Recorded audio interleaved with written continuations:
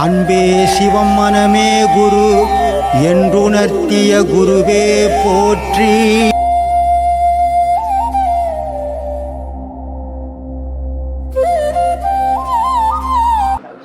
இப்போதான் உபதேசம் போன ஒரு 3 மாதத்துக்கு முன்னாடி தான் உங்கள் வீடியோ வந்து பார்ப்பேங்க. 3 மாதமாக லாக்டவுனாக இருந்துச்சு. இப்போ தான் அது தீர்ந்து இப்போ வந்திருக்கேன். உபதேசம் வாங்கிட்டீங்களா? வாங்கிட்டேன். ரொம்ப சந்தோஷம். இதுலேயே இந்த ஈடுபடணும்னு எனக்கு ஆசை இருக்கு. இந்த உபதேசம் வாங்கிறது பெரிய விஷயமே இல்லை. வாங்கின உபதேசத்தை பயன்படுத்திக்கிறது தான் பெரிய விஷயம். இதில் ஏதோ வந்தோம், இவ்வளோ செலவு பண்ணிக்கின்னு வந்தோம், உபதேசம் வாங்கினோம், சரி நம்மளால் முடியல அப்படின்னு விட்டுடக்கூடாது. சாப்பிட்றியோ, தூங்கலையோ, வேலைக்கு போகலையோ, ஆனால் அன்றாடம் 1 மணி நேரம் உன்னுடைய உயிரோட உன்னுடைய நினைவு கலந்தீன்னா நீ இறைவனோட கலக்கலாம். இந்த உலகத்தில் ஒரு உருவம் உயிரோட பூமிக்கு வந்தது உயிரால் காற்றால் தான் வந்தது. ஒரு தாயினுடைய கர்ப்பத்தில் ஒரு குழந்தைக்கு உயிர் இல்லை, செத்து போச்சுன்னு சொன்னால் அது வெளியே வராது. அப்போது ஒரு தாயினுடைய கர்ப்பத்திலேருந்து ஒரு உருவம் வெளியே வரணுன்னா உயிர் ஓணும். அந்த உயிரால் தான் வச்சுக்கணும் வெண்டி வெளியே வந்து விழும். எந்த உயிரால் இந்த உலகத்துக்கு வந்தோமோ அந்த உயிரையே பிடிச்சிக்கின்னு கடவுளை போய் அடையணும். அதனால்தான் நான் உடலுக்கு உபதேசம் யோகாசனம் எதையும் சொல்லிக் கொடுக்கறதில்லை. ஏன்னா அது 1000 இடங்கள் இருக்குதா சொல்லிக் கொடுக்கும். நான் உயிருக்கு உபதேசங்கள் கொடுத்துன்னுக்கிறேன், உடலுக்கு உபதேசமே கிடையாது. இங்கே அந்த உயிரை எந்த உயிரால் இந்த உலகத்தில் ஜனனம் பண்ணீங்களோ அதே உயிரால் போனால் தான் இறைவன் அடைய முடியும், உடலால் இறைவன் அடைய முடியாது. அதனால் உயிருக்கு உபதேசம் கொடுத்துங்கிறேன். இதை மனசில் வச்சுக்கின்னு நீங்கள் தொடர்ச்சியாக அதில் போனீங்கன்னா உங்களுக்கு இறைவனுடைய காட்சி கிடைக்கும். நீங்கள் யாருன்னு தெரிஞ்சுப்பீங்க. உங்களுக்கு மனதடம் எந்த நிலையிலையும் சலனம் வராத மனதிடம் கிடைக்குமா. இதை பின்பற்றது தான் உங்கள் கையில் இருக்குதும்மா. கல்யாணம் வேணாம் இதிலே இருக்கலான்ட்டு ஒரு கல்யாணம் வேணான்னு சொல்லக்கூடாதும்மா. ஏன்னு சொன்னால் நீ ஒரு ஆண் பிள்ளையாக இருந்தால் நானே சொல்லுவேன் கல்யாணம் பண்ணிக்காதேன்னுடுவேன். நீ ஒரு பெண் பிள்ளை.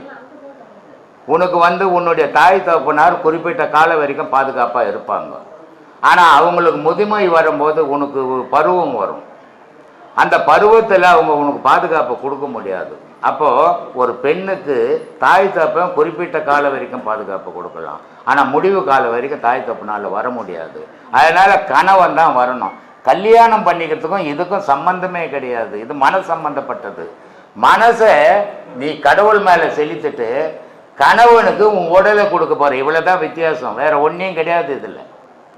அதனால் நீ மனசை திடப்படுத்திக்க முதல்ல கல்யாணத்துக்கு முன்னாடியாவே. அப்போ சீராக நீ கல்யாணம் பண்ணிக்கினாலும் நல்ல குழந்தை குட்டிகளோட சீரும் சிறப்பமாக வாழு, இறைவனாண்ட போகணுன்ற நினைவோட வாழ்க்கையை நடக்கும். அந்த வாழ்க்கை உனக்கு பயன் தரும். ஐயா, கடவுள் அருள் என்பது என்ன ஐயா? சந்தோஷமாக இருக்க வைக்கிறது, எந்த நேரத்திலையும் துக்கம் இல்லாத இருக்கிறது, எப்பவுமே பேரொழியில் நிற்கிறது கடவுளுடைய அருள்.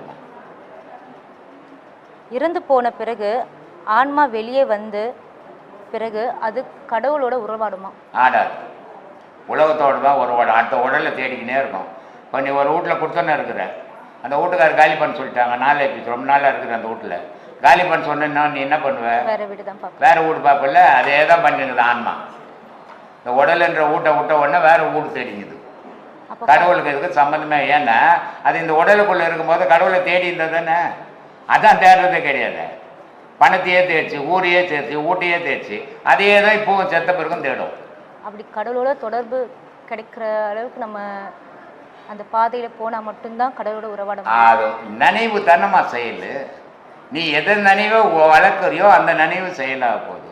உலக நினைவை வளர்க்கும் போது உலகத்தோட உறவாட போகிற, உலக விஷயத்தை விட்டுட்டு கடவுளோட நினைவோடு வாழும்போது கடவுளோட போகிற. உன் நினைவு தான்மா செயலுக்கு அடிப்படை. துன்பம் வரும்போதெல்லாம் இதெல்லாம் என் தலைவிதின்னு நினைக்கிறோம். அது ஏன் அந்த மாதிரி சொல்கிறாங்க? ஆமாம். எப்பப்போ நீ முட்டாள் ஆகுறியோ அப்போல்லாம் தலைவிதி வந்து நிற்கும். எப்பப்பெல்லாம் நீ புத்திசாலி ஆகுறோ அப்போல்லாம் அறிவு வந்து நிற்கும். இது மனுஷனுடைய இயலாமை மாதிரி. அந்த துன்பம் ஏன் வந்து நம்ம செய்த தவறு என்னான்னு யோசிக்கவே மாட்டான். வீதி மேலே போயிடுவான், இல்லை கடவுள் மேலே போயிடுவான். இவன் செய்த முட்டாள்தனத்தை யோசிக்கவே மாட்டான். அப்போ நடப்பதெல்லாம் விதினாக்கா அப்போ புத்தியும் அறிவும் எதுக்கு? அதுதான் சொல்கிறேன், அதை யோசிக்கணும். இது ஏன் நடந்தது? அப்போ நம்மளுடைய செயல் இப்போ ஒருத்தர்கிட்ட ஒரு 1000 ரூபாய் கடன் கேட்குறேன். அவர் சொல்கிறாரு நாளைக்கு வா தரேன் அப்படின்னு சொல்கிறாரு. நீ என்ன பண்ணுவ, 7 மணிக்கு வானோடனே சைக்கிள் ஏற்றுன்னு ஓடுவேன். அவர் கொடுத்துட்டாருன்னா சொல்லுவேன், ரொம்ப உஷாராக போனேங்க, நான் கொஞ்சம் லேட்டாக இருந்தோட அவர் போயிட்டு வர கொடுக்க மாட்டாருங்க. கரெக்ட் டைம் பக்கத்து வீட்டில் சைக்கிள் வாங்கின்னு உடனே ஓடி வாங்கினாங்க, கொடுத்தாருங்க. சரி எல்லாம் வாங்கின்னு ஓடி அவர் இல்லைன்ட்டானே, என் விதிங்க, நான் என்னங்க பண்ணுறது அப்படின்ட்டு கொடுக்குறவருக்கு விதி என்னாகுது. அவர் அந்த நேரத்துக்கு சரி இருந்தாலும் கேட்குறானேன்னு கொடுக்குறேன்ட்டான். வீட்டுக்கு போனவொடனே யோசித்தான், இவனை கொடுத்தா திருப்பி கொடுப்பானா கொடுக்க மாட்டான், நான் அதனால் கொடுக்க வேணான்னு நினச்சிட்டான். அவ்வளோதான் வித்தியாசம். இங்கே எங்கள் விதிக்கு வேலை இருக்குது.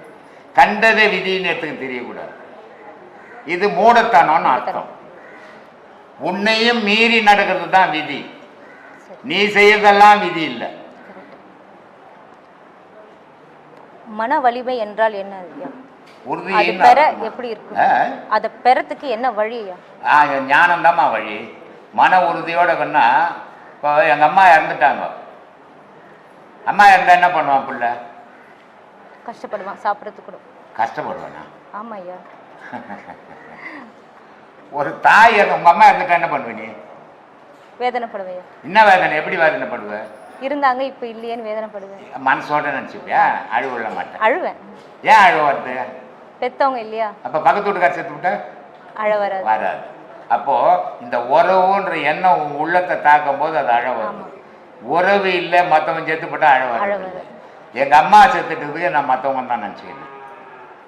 இந்த மன உறுதி இந்த ஆன்மீகத்தில் தான் வரும்.